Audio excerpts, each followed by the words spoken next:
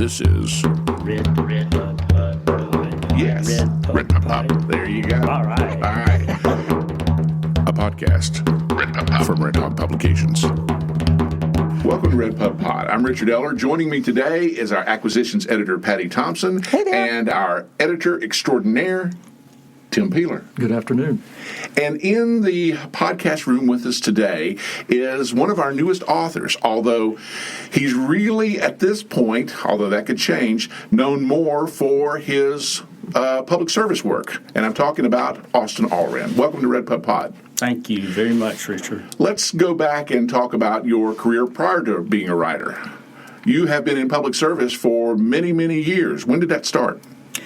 It started in I first ran in 1978, a long time ago. Wow. But I was first elected in 1980, and I served for 34 years straight till the end of 2014. And I decided that if I was ever going to write that novel I always wanted to write, I better get out of politics and get at it. So is that what prompted you to get out of politics? Was that and being tired. Okay. I was tired, but I did think if I'm ever going to do this, I need to do it now or I'm never going to do it. So I didn't run for the Senate again, and I bought a condo at the beach, which I kept for 5 years, and worked on this. Right? But since then, you've kind of jumped back in because you're now a Catawba County Commissioner, right? Yes, but at least that's local. At least I don't have to drive back and forth down Interstate 40 to Raleigh and back every week. Ah. So I'm holding public office, but at least it's here at home. How did you? What was the genesis of this idea for the novel? The genesis for the novel was that I had the loss of a loved one, which happened to be a dog that was killed, and it was really upsetting to me, and I wanted to write as a type of therapy like sometimes people do. And so I started writing on that, and then I took some short stories that I had written as a kind of like my thesis when I was at NC State earning a master's degree in English. And I kind of combined all that and put it toward the novel I'd always wanted to write. Because you had been, you've taught here at CVCC, right? Yes. As among other things, yeah. 2 different times. Once business law and once English. And you brought that to us in the late summer of 2021. There were a lot of different file types in that because you've been writing quite a while, right? I mean, in terms of pieces. Yeah, something that I was reminded of yesterday, which I thought was really kind of hilarious. I'm one of these people who doesn't like to waste anything. I don't like to throw away stuff. So I believe in recycling stuff. And I noticed that in the credenza in my law office, I still have a stack of track paper. And that's what I wrote all the original stuff on a PC was track paper. I mean, do you even know what that is? No. It's almost like Jack Kerouac writing On the Road on this very long spool of paper. You really don't know what track paper is? No. Oh, well, this is what I was using in the 90s when I was working on that master's degree. And I was writing those short stories. It was paper that there was a track on the PC, like the computer, and it had little teeth, and there were holes in the paper on the side, and it would run it through. Now you remember? I do remember that. And you could tear off the... Exactly, you can tear off the sides. Or the sides. Right, yeah. So that's how far back. I mean, I started out just using a PC, which I actually like that. To me, that was almost really easier than a computer because computers have just been a bear for me. I mean, I'm real low tech, so, I mean, quite frankly, I really prefer to IBM Selectric, if you want to know the truth. That was the ultimate, an automatic erase. Mm-hmm. And for our younger listeners, before PCs, there were word processors. And I think that's what he's referring to. The track paper was tied into And even before that, he was talking about a typewriter. Well, yeah. And you'll have to Google that to see pictures of what a typewriter looks like. So that goes back, 35 years or so? Well, did I say a PC or did I? What? Anyway, what I was using was a word processor. It was a word processor. That's what I meant to say. Yeah. That's what I meant to say. A word processor. Yeah, they weren't computers. They weren't hooked into. That's right. Yeah, because I did my master's thesis on a word processor, Yeah, and there it you printed go. out on that track paper. So There you now I go. remember it. So that would be the 90s. Yeah, that's Yeah. exactly what it was. Wow, that goes back a ways. So 35 or so years. There's part of this novel was done in Lee Smith's class, the author Lee Smith. Yes. At NC State. And I give her a credit for that at the end of the book, along with all of y'all, which is richly deserved, of course. But I mentioned her, too, because some of the material goes back to that class that I had with her.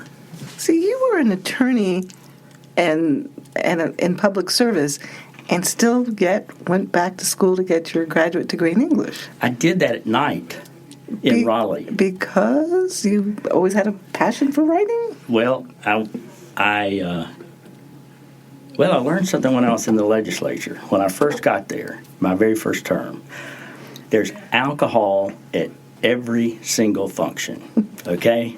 And I learned that if you're around free alcohol, you may become an alcoholic, or you better maybe not do any of it. And so I made the decision my first term, I'm not doing that because there are just an endless number of reasons why I shouldn't. So there were better ways to spend my night sometimes than some of the ways that I might have.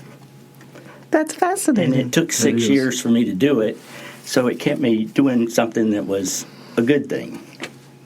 Like a class at a time or so. Several. Mm-hmm. And what an opportunity to get to study with Lee Smith, like the first lady in Southern fiction. Oh, exactly. And That's amazing. And she's so nice. Oh, she's so nice. Such a gracious lady. I really enjoyed that. And she said what I had written, she said, this is the perfect short story. And so I entered it in a contest, and it won. And I only ever wrote 2 things that were published, and they both won something. So Patty's kind of my handler. If Patty can just get this one to win something. I'm working on it already, Austin. Considering the time that's been put into it, we do here at Redhawk Publications try to submit many of our authors to a variety of different award programs. So we're looking at one specifically for you. So. But that's quite a track record. No joke. Well, Every time you've published, you've won an award. yeah, just don't tell anybody it was only twice. Hey, it doesn't matter. Yeah. I'm just kind of curious. I know that your writing journey has a very long track. In writing this book, would you say you always felt exhausted at the end of an effort, or was this an exhilarating process? A little bit of both. How does writing make you feel? That's another really good question. I would say I almost never felt exhilarated. Never felt exhilarated. Sometimes I felt very rewarded and pleased if I thought I'd done a good chapter. But most of the time, for me, it was just really hard work. So how do you feel now that it's done? I feel fantastic. I do too. You should. You don't have to fool with it anymore. Well, and I'll tell you what. Tim says that because he was my last major editor. Yeah. And he was so gracious, and he read every single word of it, and he took every single word of it seriously. Very few people would have done that. Thanks again, Tim. Oh, it was great. Very inspiring. I want to just share a little bit of our process here at Redhawk Publications. I receive manuscripts, so I'm the acquisitions editor. I received Austin's manuscript. We sent it to our professional readers, and they liked it.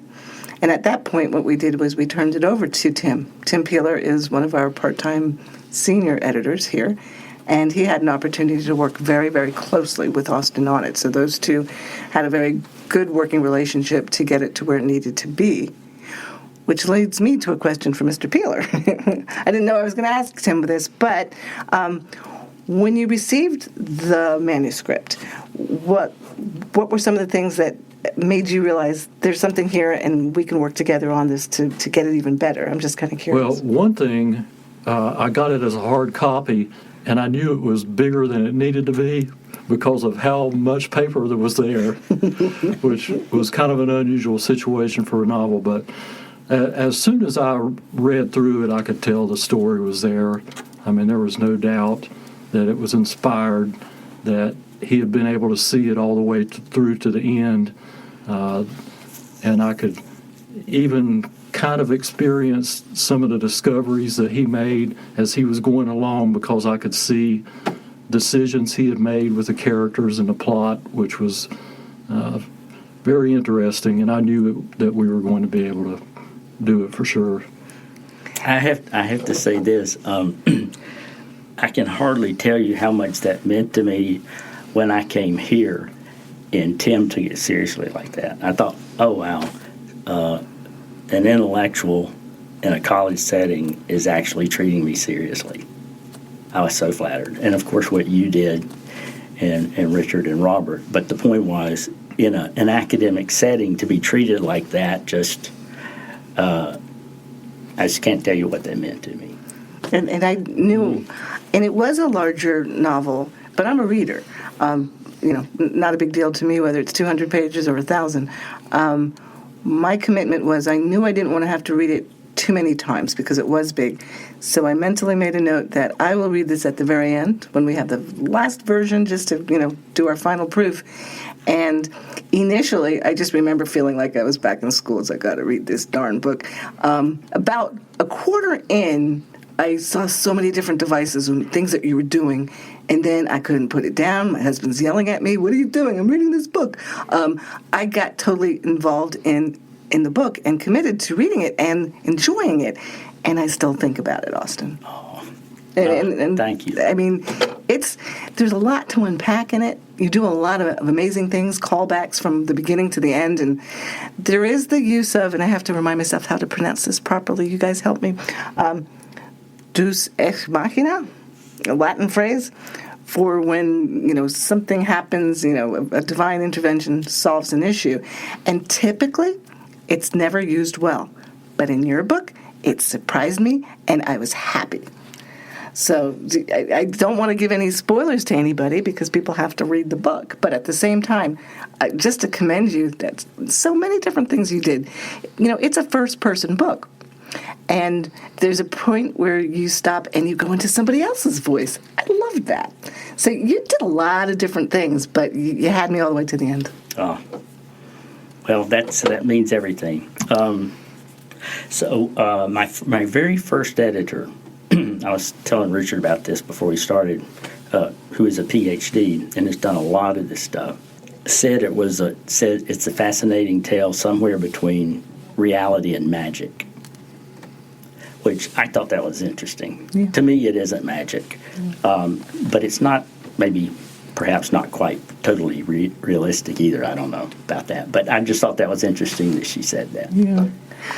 When you first started, did you know where the book was going, or did that develop over time? By the time I had taken my collection of short stories and arranged them in order, I knew where it was going really generally, but a lot of the twists and turns of the plot, and I did not know, and I had so many different themes, competing themes. I didn't have one theme, which was a real issue, which is really strange. I mean, you should always start out, I think, with a theme, knowing what your theme is. And that had to be narrowed down, and I didn't have a beginning, and I didn't have an ending. So I was writing all this stuff kind of in the middle and putting them all together and making them go. But I guess the answer to your question is not really. I guess that allows for surprises. Well, I'll tell you something. I like that question because John Grisham said he only ever wrote one book where it wasn't totally plotted out in his mind in advance, and it was the dumbest thing he ever did, and he had to throw away 150 pages. And Margaret Mitchell supposedly spent 5 years thinking about and researching Gone with the Wind before she ever sat down at the typewriter and typed one word. And I didn't do any of that. I just sat down and started writing about my dog. and that's in the middle of the book. And then I had all this other stuff. So I was at a conference, Blue Ridge Conference, up in the mountains, Blue Ridge Christian Conference, I think it is. Anyway, an agent looked at it and was flipping through I thought I had a complete copy, and I just knew this agent was going to pluck it up, and then that'd be it. First one I'd ever talked to in my life. She flipped through the first chapter, went, and then flipped through the next 7, and then finally on chapter 8, she said, "Okay, now it grabs me. Get rid of the first 7 chapters." Well, by the time I'd gotten rid of all this stuff I'd written, I think I dropped 15 chapters out of it. So, Wow. Yeah. So it would have been a really long book, but what I like about it right now is people tell me that they get hooked very quickly. Somebody just texted me that yesterday, and somebody said I got hooked in the first 2 pages. He said, "I love the way I'm hooked at the beginning, and it flows and doesn't stop." And I love getting that type of feedback. So you're going to meet the public tomorrow night. Yes, and I'm scared. And we talked about this a little bit. I'm even scarier than now. Yeah, we talked about the question I'm going to ask you a little bit when we were editing over here one day. But what I wanted to ask you was, how are you going to react as a person who's been a public figure and very busy one at that? And because of the fact that you're a public figure, you're more likely to get people to come up to you and ask you what parts of this thing are autobiographical. Yeah, I remember you asked me that before, and that's a fantastic... And they will. Yeah, and that's a fantastic question, and it was also really good for you to plant that seed in my mind so I would think about it. Interestingly enough, that's really hard to answer because... there's a lot of truth in it from the standpoint of maybe spiritually or the way I feel about things, because it was a search for truth and a search for answers, and like it says, really in search of God and all of that. And what I really feel about the afterlife and all that, that's really true. But the factual stuff is made up. I guess 90% of it. Maybe 95. I mean, I did never go to that island. You did go to Duke, though, right? Yeah, that little point, which could have been something else, was actually true. Yes, but it did make me ask when I got to certain parts of the book, and again, trying not to give any spoilers, but I'm blessed to work with Professor Eller, because I had questions on history. I didn't realize that there was a history on the Outer Banks of what happened during World War II. So, again, there's a historical aspect of this book that is true, although, you dramatize it, obviously. So I guess a question to you is, for example, when you talk about the history of what happened on the Outer Banks during World War II, did you do research on that? Oh, yeah. Now, that stuff's true, okay, because that's not personal. Right. That's true, and I double majored at Duke in English and history. Okay. Okay, and I love history. That's why I like Richard's stuff. I love history, local, American, European, the whole thing. So all of that just fascinates me. And yes, all of that stuff is true. I don't think anything I have in there that's historical isn't true. Okay. Yeah. So again, that's when I tell people there's a lot to unpack in here. You are going to learn some history, and it makes sense in the story. So you even go back as far as like the early 1900s, if not further. So there's generations of families that get mentioned in the book that kind of come back into play. So again, kudos to you for just kind of melding so many different things together and having a fun ending. But you did mention something about your faith, and so I have a question geared towards that. Would you mind sharing a little bit with us about your spiritual nature? Have you always searched for meaning, or was this book a way to share your connection with God and the divine? I guess the answer is kind of both. I think we're all on a faith journey. I think we all are. It probably goes on our whole lives. It's not true in that this protagonist finds the answer late in life. I mean, I did that a lot earlier. I did that in law school. But it is true in the sense of it came out of failure at a time in my life. And, I mean, I did a lot of praying when I wrote this. I mean, that's basically what got me through it. So in the very beginning, I dedicated it to my father and my mother and to God. Or I dedicated it to God, I guess, and then in memory of my mother and father and my dog. Another thing I was going to mention, I just finished reading Cormac McCarthy's new book, and it's his New Orleans book. But besides that, that book is kind of like a journey through the places that he lived and that he loved. And he goes, they're like touchstones in the novel. And I felt like that's what you were doing in this novel. You wrote about each place that you wrote about, you could tell that you had been there and really knew it. And I'm maybe not asking a question, but it seems like a very important part of your book is that you really knew the landscape that you were writing about. I really felt like that on the Bogue Banks part. I could tell you had lived there. Yeah. I like that question a whole lot because that gets back to your original question of what's true and what isn't. I mean, particularly for somebody who's never written a novel before and is just trying to struggle through writing one, I think you should try to write about something you're familiar with. So I think all fiction writers draw on personal experiences, even if it's fiction. They might fictionalize it, which I did, but you draw on personal experiences. And yes, I've spent a lot of time out there on the Outer Banks. Even going to that island was actually based on a trip that I took with kids, with some other kids during spring break when I was in college, just like they did. And we went to Shackleford Banks. And it's really similar to that. And then I did a lot of things like that. I mean, there wasn't the house and the other stuff. But even things like those 4 plaques at the end, I don't know if you remember them or not, those 4 plaques at the end.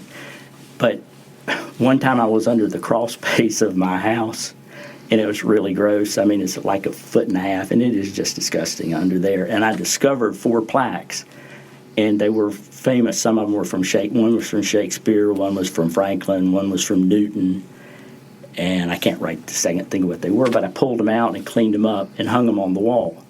That made me think of that. So, I mean, you draw things out in your life. And sometime when I got my first job after coming back from law school, my first job is in an attorney's office.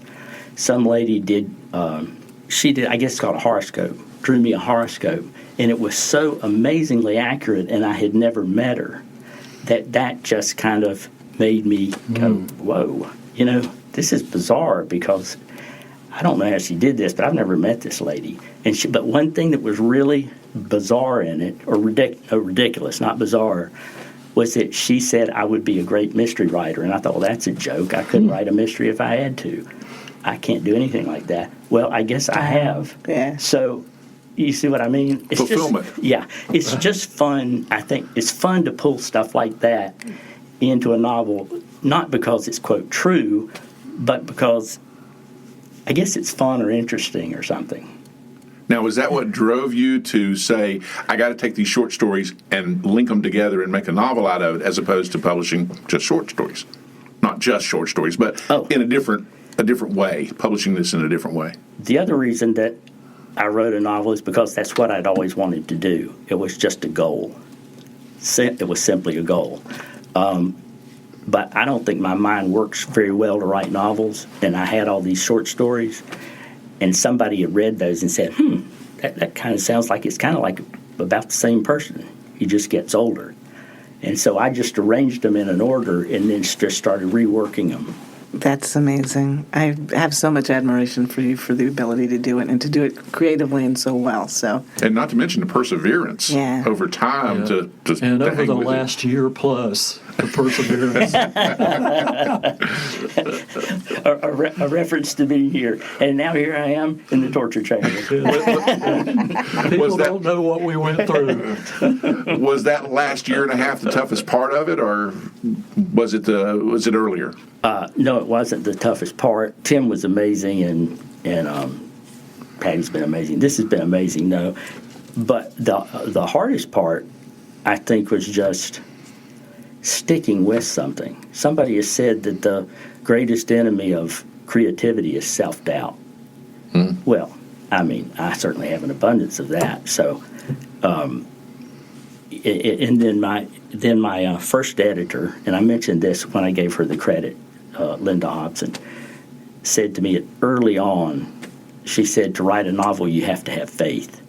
So that I never forgot that, and I just stuck with it. I've also heard it said that the main reason people will fail at writing a novel is they'll give up. They'll just give up. So you can't do that. Well, in some ways, your political career and your writing career kind of parallel each other. Because, I mean, you were long-serving in the North Carolina legislature, many terms. And so you stuck with that and stuck with the writing as well. Tenacious. Yeah. Tenacious. I'll ask you one more question.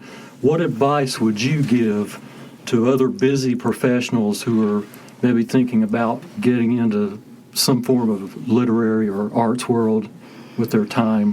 What advice would you give them? Don't do it. Wow, it's tough. I've thought about that so many times because over the years, so many people have come to me and they said, I want to get into politics. How can I get into politics and how can I be elected?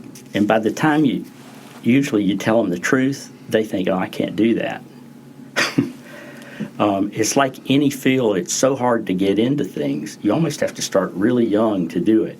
I found to publish is really difficult. Once you have written the novel, then it's almost as much of a challenge to try to get it published. Nowadays, you're supposed to get an agent, and that's almost an impossible task, just to get an agent. And then if you get an agent, that doesn't mean they're going to do you a very good job.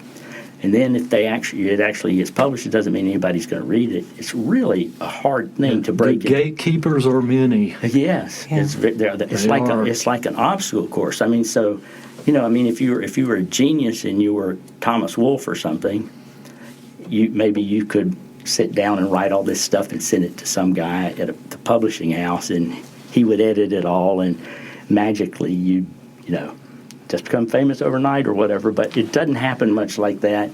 So I would like to get back to that in terms of Patty. So really, I had written so many letters to agents asking, and I thought, I don't have time to do this.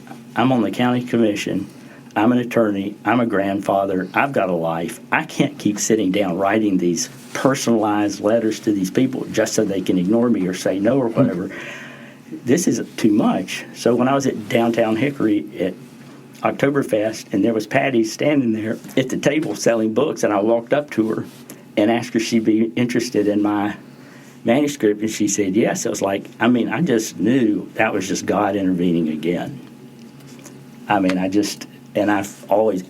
that it's always, God always steps in for you at the right time. And I'll never forget, you said something like, boy, you seem so energetic and enthusiastic. And I said to you, I feign enthusiasm well. Because one learns to do that in publishing. That's funny. But we were very grateful that it ended up being the book that it ended up being. So we were blessed. And that's another thing, just to tribute to here at Redhawk Publications and Dr. Henshaw, giving us the opportunity to do things that other publishers might not take a chance on. So, and Richard, you might even want to expound a little bit on what we are here doing, which helps us help. Can I expound first? Please. First, that brings up a point that really impresses me is there is a lot of faith in this story. There's a lot of religion in it. I mean, some people will inevitably think too much, and they would probably be turned off by it. But what impresses me is that even though this is a college, even though it's tax funded and all that, you don't just look at that and go, nope, we don't touch that. I mean, I think that's a horrible way to treat. I mean, if you're going to have academic excellence, or if you're going to be intellectually honest, censoring certain types of thought is outrageous. And there's a lot of that nowadays, a lot. And so, I mean, I really appreciate the fact that you didn't do that, because you could have. Well, it's part of the college's mission to serve the community, and I think we have to do that without reservation, because you do reflect a religious view of the community, in that this is a very faith-oriented community. We've published the old St. Paul's book about the origins of what is probably the mother church of Catawba County.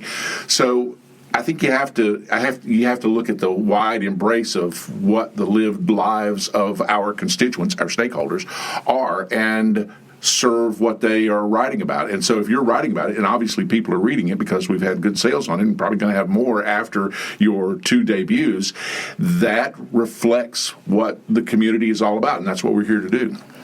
And I'll also add and I've mentioned this to you in the past, I am still working on my search and path with God. So read that to mean that, I might not be the world's best Christian, but I'm working on it. Reading your book has given me pause for thought. And so it's been transformative. And for that, I thank you. Wow. There's power in it. So if you're a listener out there, please, this is a book that's going to engage a lot of your senses and make you very thoughtful. So I'll stand not behind that. Evangelical, but assistive. Yeah. In that way, yeah. Well, I love to get that feedback. That's a huge compliment. A huge compliment. Now, how are you going to feel once people know you as an author, a novelist, as opposed to a county commissioner? Well, at my age, it's kind of like whatever. If I were young, you'd be trying to maybe make it go one way or another, but Well, once you've hit 70, it's kind of like, whatever here. Whatever works. Yeah, right. I've told Austin, welcome to the artist community. You are now an artist, a literary artist, and an author, and that's going to bridge and break you into a lot new venues and meeting more people than you would have ever thought. Especially, I hope so. I believe it will. And I guess now's as good a time as any to just mention, when you hear this podcast, probably you will have missed the first book launch. That's happening tomorrow, January 26th at Tasteful Beans tomorrow evening. But since you're hearing this probably a few weeks later, please come to our second book launch, which will be a discussion with the author. That will be at the Patrick Beaver Library, February 23rd. That's also a Thursday, from 6 p.m. to about 7 p.m. So we hope people will come out to that February 23rd book launch at Patrick Beaver Library in downtown Hickory. And there'll be more to come. We're also hoping to get you to the Catawba County Library in Newton sometime in March. So keep a look on our website. Keep in touch with what we put up on our Facebook, Instagram, Twitter, TikTok. We do it all. And if Robert was here, this would be the wonderful time he'd boom in with his voice and say, please take a look at our website at redhawkpublications.com. That's where you can buy the book. In addition, our Facebook page always mentions all of our events, as well as our Instagram and Twitter. So we do try to get the word out, and we look forward to meeting anybody who comes to any of the book launches for Austin. It's a wonderful opportunity to celebrate many years of work, and congratulations. Thank you. Thank you so much. Great job. We've been talking so much about you as an author. I don't think we've mentioned the title of the book so far. Oh, my gosh. Thank you. No, we're so into it. By the way, the name of the book, The Legend of the Isle of Cats, a novel by Austin Allran. So, yeah, Legend of the Isle of Cats. You can find that on our website, redhawkpublications.com. And please pick up your copy. And if you come to any of our events, of course, Austin will be there, and he'd be pleased to sign it for you as well. And now you can add to your list of many titles, Renaissance Man. So congratulations. Oh, thank you. Thank you. We've been talking to Austin Allran today. man of many talents, who has now joined the stable of writers with Redhawk Publications. Thank you so much for joining us today. Oh, thank you so much. Thank you so much.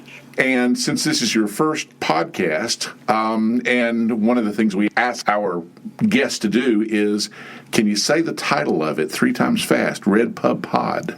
RedPubPod? Yes. He did it. RedPubPod? Yes. RedPubPod? There you go. All right. All right. Thank you so much for joining us today. Thank you, Austin. Yeah, thank you. Thanks for joining us on another edition of Yes. RedPubPod? There you go. All right. All right. RedPub.